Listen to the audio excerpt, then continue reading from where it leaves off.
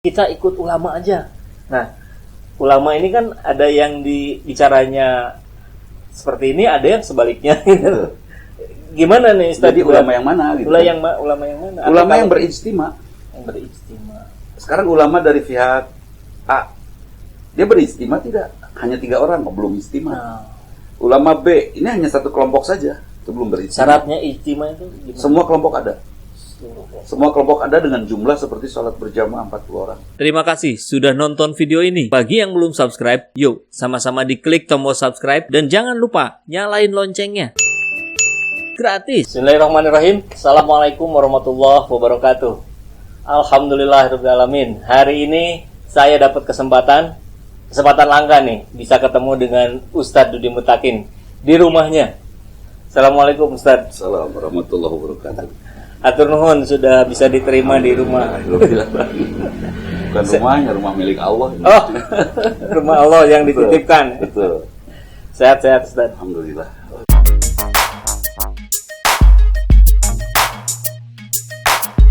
Sebenarnya ini sudah cukup lama saya pengen ketemu dengan beliau, tapi baru bisa berkesempatan hari ini. Dan banyak sekali pertanyaan yang ada di kepala nih yang pengen didiskusikan, pengen ditanyain, pengen dikonsultasikan. Cuman nunggu momen nih, kayaknya sekarang nih momen yang tepat. Sudah momen politik yang sudah mendingin. Sudah mereda.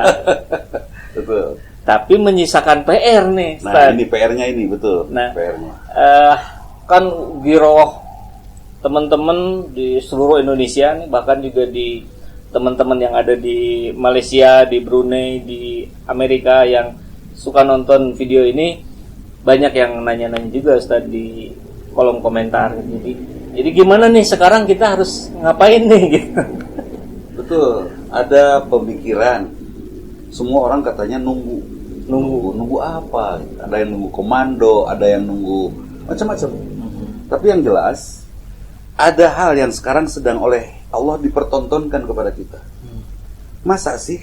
Sebut saja sedikitnya dari 80 juta rakyat Indonesia nggak ada yang doanya dikabul. Atau lebih sedikit lagi, dari 30 juta orang Indonesia yang berdoa nggak ada yang dikabul. Ini permasalahan. Jadi menurut saya, mari kita mencoba sekarang membangun diri supaya doa kita dikabul. Itu ajakan saja. Tapi buat orang yang cukup tidak sabar sih, terlalu lama kan gitu ya. Terlalu lama tidak. Saya pikir Jenderal Sudirman juga untuk bisa menjadi seorang yang luar biasa saat itu setelah beliau dinyatakan pas untuk menjadi seperti itu oleh Allah. Itu dengan akhlaknya yang sangat mulia. Karena yang bisa menggerakkan seseorang untuk mau berjuang itu kemuliaan akhlak. Jadi fokusnya ke dalam, ke diri, bukan menuntut. Ya. Bukan. Lampu itu terang bukan karena yang lain terang kan. Lampu itu terang karena wattnya tinggi. Sebut saja 50 watt segitu, 100 watt segitu. Nah kita bikin diri kita sampai 1000 watt, sampai orang semua silau. Itu. Ya, nah itu yang sekarang saya ajak kepada teman-teman semua. Mari kita bikin silau negeri ini. Rada serius. Nah kalau sedikit mundur nih, karena sebetulnya pertanyaannya lebih kepada sebetulnya Ustadz, buat umat Islam nih, sepenting apakah sih awareness terhadap kondisi bangsa kita? Umat Islam harus mengerti politik. Politik itu jahat seperti senjata. Senjata itu jahat kalau dipegang penjahat. Ya. Dan senjata itu akan sangat bermanfaat kalau dipegang oleh orang baik. Iya kan, manusia sesuatu sangat tergantung siapa yang ada di belakangnya. Dan kita harusnya berdiri di belakang politik. Artinya kita yang memegang politik kita. Hanya sebetulnya sementara ini ada beberapa pihak yang agak sedikit tidak suka ya terhadap politik di kalangan muslimin. Akibatnya terlepas. Lepas saja kabur itu politiknya. Padahal umat Islam harus hidupkan cerita politik di rumah, di mana-mana. Hidupkan. Sehingga suatu saat kita akan mengerti kenapa harus berpolitik. Mungkin kenal dengan bahasanya Pak Anies setelah jadi gubernur. Cukup dengan tanda tangan semua bisa berubah. Artinya itu beliau memberitahu kepada kita bahwa kita harus menjadi orang yang menandatangani itu. Sehingga kita bisa merubah kan itu. Terus kepentingannya buat kita secara individu untuk umat Islam apa? Nah itu terutama emak-emak nih banyak juga nih yang suka nanya. Betul.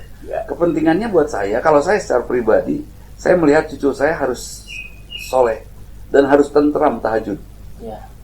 Bagaimana bisa tentram tahajud kalau suatu saat cucu saya berada dalam sebuah negara miskin yang kelaparan? Nggak tentram tahajudnya. Cucu saya harus tentram menjadi istri yang baik. Ya kan? Saya berpikir, saya yakin Jenderal Sudirman juga tidak pernah berpikir bagaimana dia menikmati kemerdekaan. Dia berpikir bagaimana cucunya bisa merdeka. Bagaimana anak cucunya bisa hidup di alam merdeka. Di alam yang makmur, kan itu. Itu seperti itu. Sekarang Gatot Subroto ikut berjuang kan? Pernah nggak dia berpikir TNI, tentara nasional? Pernah nggak dia berpikir bahwa dia akan menikmati bagaimana mendapatkan proyek besar setelah dia jadi jenderal? Enggak kan? Enggak. Tapi yang mereka pikir adalah bagaimana Indonesia ini memiliki jati diri sehingga semua keturunannya tentram, ibadah. Gini, kenapa Indonesia waktu itu mengusir penjajah Belanda? Kenapa Indonesia mengusir penjajah Jepang?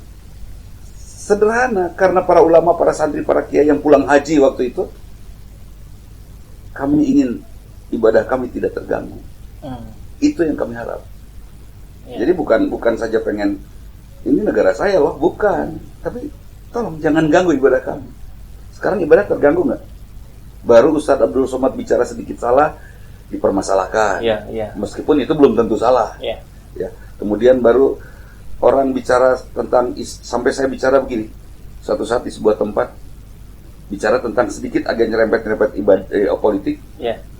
Orang ngomong dengan lantang, Ustadz jangan ngomong-ngomong politik, akhlak mulia saja. Terus artinya bahasanya sudah nggak boleh, umat Islam nggak boleh berpolitik. Padahal kalau umat Islam tidak berpolitik, efeknya tahajud tidak akan tentram. Waktu musim orang gila menyerang Ustadz ya.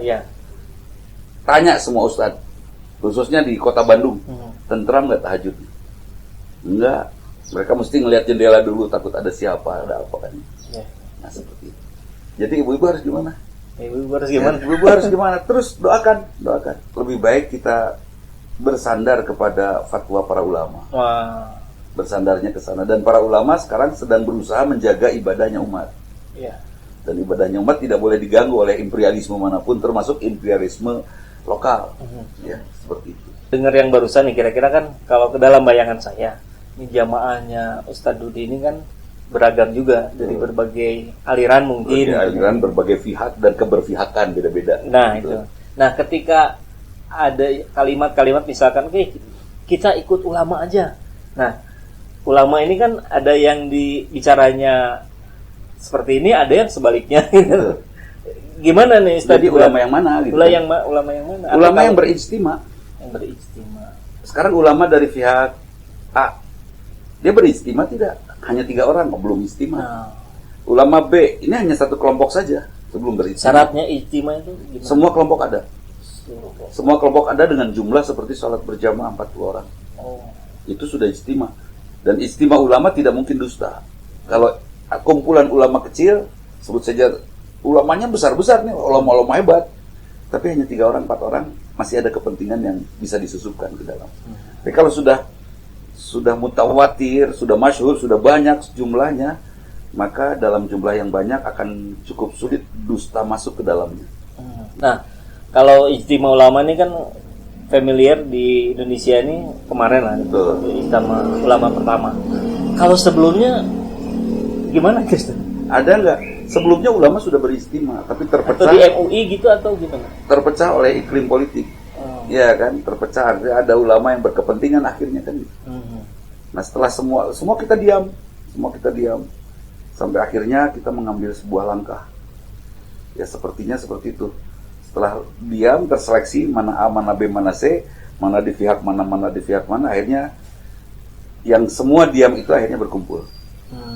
Berkumpul, mempercayakan, memberikan mandat waktu deklarasi presiden. Meskipun sekarang tetap mandat itu tidak dicabut, tetapi saya yakin para ulama punya langkah. Jadi saya pikir ikut ijtima ulama saja. Nah, itu jawabannya. Tunggu ijtima ulama, dan memang ini tantangannya kalau terdengar oleh salah satu ulama yang ikut berijtima, kami menunggu. Gitu. kan terakhir kemarin Ijtima 4 ya Ustaz. Betul.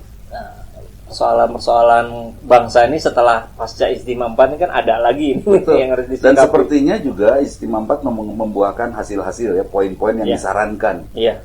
Tapi tidak tuh. Nah, kedengar apa enggak, didengar apa enggak, apa mau ditanggapi apa enggak? Sepertinya nggak dianggap deh. Nah itu. Nah karena memang tidak dianggap oleh mereka yang harusnya nganggap, ya udah kita aja umatnya nganggap. Okay. Dan satu titik, jangan sampai kita umat terpecah hanya karena mengomentari satu hal. Misalnya Ustadz Abdul Somad diperkarakan karena ceramahnya yang mempermasalahkan atau tidak cukup sopan katanya. Yang satu ngeledek, marah terhadap Ustadz Abdul Somad, yang satu cinta terhadap Ustadz Abdul Somad. Jangan sampai ini menjadi bahan pertengkaran. Lebih baik kita umat Islam tiarap saja, kita tunggu Ijtima ulama. Jadi lebih baik tidak usah berkomentar untuk Islam ya, bukan untuk Indonesia. Untuk umat Islam. Umat Islam. Misalkan fenomena Ustadz Abdul Somad kemarin itu, betul, lebih baik diam aja lah, udah. Diam aja ya, kita lihat aja. Ya, memang karena kita saksikan sendiri kan Ustadz, akhirnya jadi ramai di sosmed, sesama muslim, yang satu nyalahin, yang satu membela. Betul, itu nyakitin sekali. Saya yang jadi masalah saya termasuk saya sebenarnya Ustadz yang kemarin ikut bicara itu tentang Ustadz Abdul Somad. Harusnya jangan nih. Harusnya diam dulu lah. Iya. Masalahnya kenapa? Kalau kita komentari, belum selesai kan urusannya. Belum. Gitu kan. Sementara di kalangan mereka yang beragama Nasrani saja ada yang mendukung, betul ucapan Ustadz Abdul Somad, ada yang menyalahkan, kan gitu ya. Mereka saja berbeda pendapat, kenapa kita harus menyorotinya ujungnya per individu kan? Kalau di medsos, Ustadz Abdul Somad nggak punya akhlak lah atau apalah, masya Allah. Stop dulu. Kita coba membangun akhlak mulia kita. Kemudian apa kata para ulama? Saya yakin para ulama tidak akan melakukan perusakan terhadap NKRI satu. Para ulama tidak akan pernah mengganggu rezim yang berkuasa. Para ulama selalu saja dari dulu hanya memberikan masukan-masukan. Jadi yang sulit itu kan nahi munkar ya. Kalau amar ma'ruf itu mudah. Dik, sholat. Wah, tapi kalau Dik, ini punya kebiasaan judi misalnya, jangan judi. Susah menyampaikannya. Jadi melarang itu lebih susah daripada nyuruh. Kan gitu. Nyuruh anak makan mudah, tapi ngelarang anak main api susah. Kan gitu. Nah, jadi sekarang ini ada kondisi nahi munkar sebetulnya harus hidup. Melarang judi, melarang LGBT, melarang zina, banyak sekali sekarang. Itu harus hidup, tapi ternyata susah untuk dihidupkan. Nah, kemudian karena memang susah untuk dihidupkan, terus harus bagaimana? Nah, sekarang saya keliling kemana-mana, saya hanya mengajak, mari kita beriman kepada Allah dengan sebuah pertanyaan, apa sih sebetulnya hak hidup kita? Hak hidup. Punya hak nggak dalam hidup? Ya. Kalau saya sudah menyatakan saya tidak punya hak, saya pengen bahagia, itu Allah yang memberi. Saya pengen tenang, Allah yang ngasih. Nah, kalau semuanya sudah kepada Allah yang ngasih, kita hanya punya kewajiban saja, ibadah. Hanya satu. Dari ibadah nanti Allah akan anugerahkan kebahagiaan, ketentraman, dan lain, kemakmuran dan lain sebagainya. Ibadah mahdoh, ghair mahdoh. Semua ibadah. Semua ibadah. Nah itu. Jadi kalau orang sudah menyandarkan haknya kepada Allah dan dia hanya ibadah saja, berikhtiar dengan ibadah, saya yakin tidak akan ada orang yang mampu mengalahkan dia. Saya yakin. Kenapa sekarang kita masih kalah-kalah? Karena kita masih meminta hak yang bukan hak kita, seperti minta hak bahagia, minta hak tentram, minta hak harga murah. Gitu. Saya minta hak dari Pak Presiden untuk harga BBM dimurahkan. Sepanjang itu masih ada permintaan, kita masih lemah. Karena kita masih meminta. Tidak, kita sudah tidak lagi meminta. Karena kita semua yakin ini dari Allah. Tugas saya hanya ibadah. Termasuk menjaga iman keturunan saya, itu ibadah saya. Yang sering kita lupa nih, kita bicara kebangsaan, kita bicara lingkungan yang besar. Ini yang di rumah, main gadget, dilupakan. Saya punya cucu, dia suka main dengan handphonenya, terus ngelarang susah kan? Iya. Akhirnya ya udah melalui televisi aja. Di TV artinya gadgetnya melalui TV. Disambungkan ke TV. Kan gampang matiin, tinggal screennya off, mati lampu, beres. Udah main lagi dia. Tapi kalau di handphone kan sebelum habis baterai, handphone sekarang kan baterai kuat-kuat. Iya. Nah seperti itu. Jadi semua kita harus kreatif dan menyiapkan anak cucu yang luar biasa. Kreatif. Kreatif. Dan lingkungan mungkin Ustaz ya yang harus dijaga juga nih, kalau kita berjuang sendirian kan. Oh iya. Itu disebut akhlak mulia. Kalau saya beribadah, sudah ibadah sholat belum? Kalau masih di sebelah rumah saya ada yang kelaparan. Enggak lah. Secara Wailul lil musallina alladzina hum, celaka untuk orang-orang yang sholat yang lalai dari sholatnya, termasuk membiarkan tetangga miskin. Kan itu ya. Itu saya belum sholat. Jadi kalau saya sudah beribadah, saya yakin tetangga saya pun akan terjaga. Gitu. Tanda sholat benar ini tetangga aman, terjaga oleh kebaikan kita ya. Terjaga dari lisan buruk kita. Pesan-pesan nih Ustaz kira-kira buat para subscriber di channel ini. Kalau tadi kan selintas-selintas saya dengar, ya yuk sekarang kita fokuskan, tidak menuntut pihak lain tapi menuntut ke dalam diri. Apakah sebelum kita menuntut hak, kewajibannya kita sudah dipenuhi atau belum gitu, dan seterusnya. Tapi barangkali Ustaz ada yang lebih bisa disampaikan dengan lebih tepat. Betul. Tepat sih enggak mungkin ya, tepat enggak, benar walau alam. Tapi yang jelas saya mengajak jangan pernah redupkan semangat itu.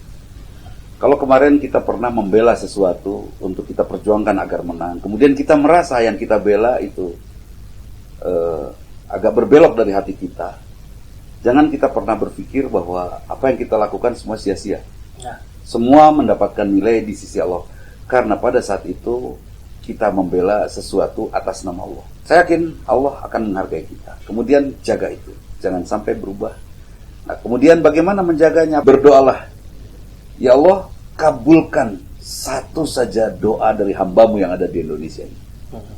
Seorang cukup, ya. Nggak usah 30 juta dikabul semua. Satu orang dikabul, berubah Indonesia. Gitu.